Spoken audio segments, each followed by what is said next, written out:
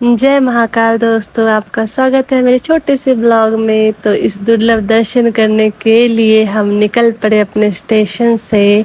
कहते हैं कि महाकाल जी का जब तक बुलावा ना हो तब तक आप उनका दर्शन नहीं कर सकते, पर मुझे लगता है महाकाल जी की कृपा मुझ पर हो गई। तो हम अपने स्टेशन से सीधे पहुँचे उज्जैन, और मैं बहुत खुश थी कि महाकाल जी ने आखिरकार मुझे बुला ही लिया अपने दर्शन करवाने के लिए। पर बिना कठिनाइयों के नहीं, कम से कम हम 2.5-3 घंटे सड़क पर सिर्फ एक रूम ढूंढने के लिए भटके हैं।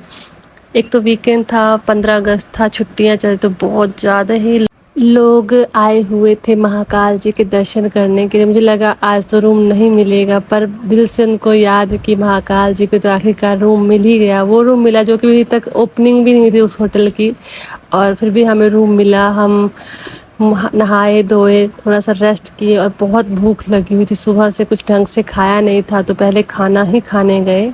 खा के डायरेक्ट हम रूम पे आए और सो गए, रेस्ट किए थोड़ा। फिर सुबह हुई, नहाए धोए, फ्रेशन अप हुए, फिर हम ऑटो ड्राइवर को फ़ोन किए, बुकिंग किए। तो फिर वो हमें सबसे पहले काल भैरव जी के, कहते हैं वहाँ पे भीड़ हो जाती, इसलिए सबसे पहले वहाँ गए। वहाँ का माहौल बहुत अच्छा था। एक तो बारिश का मौसम था तो ठंडा ठंडा था। फिर वहाँ मैंने प्रसाद लिया।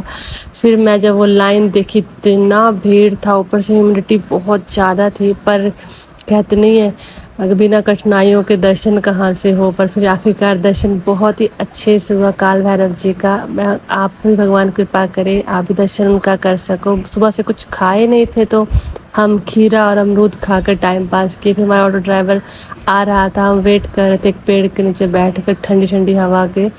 बहुत गर्मी लग चुकी थी। फिर हम वहाँ से निकले अंगारेश्वर महादेव जी के पास, कहते कर्क रेखा से जो बीच में से गुजरती है, वहाँ पर गए। वहाँ पे हमने जल चढ़ाया, पूजा किया, बहुत अच्छा लगा। वहाँ पे बहुत सारे लोग पूजा पाठ भी करवा रहे थे, देख के थोड़ा अचंभित हुई, बट अच्छा लगा।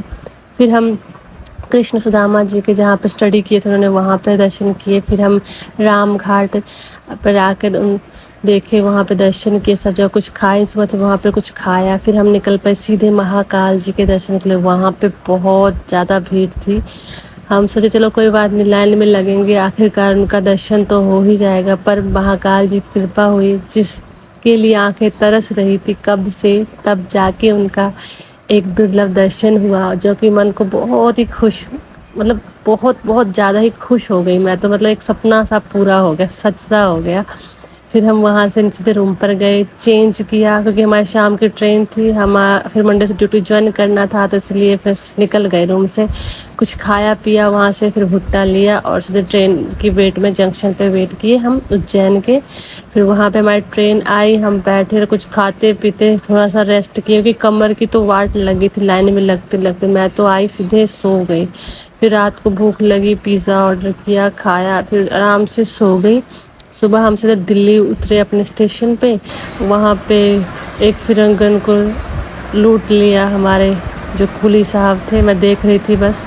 फिर वहाँ से हमारी ट्रेन आई हमारे खुद के घर जाने के लिए। बैठे आराम से, मैं और मन में बस ये सोचते हुए जा रही थी कि आज एक बहुत ही प्यारा सा सपना सच हो गया। मैं चाहती हूँ आप सभी को महाकाल जी अपने पास बुलाए, अपने दर्शन दे, कृपा करें। लाइक सब्सक्राइब जरूर कीजिएगा। Thank you for watching, bye bye.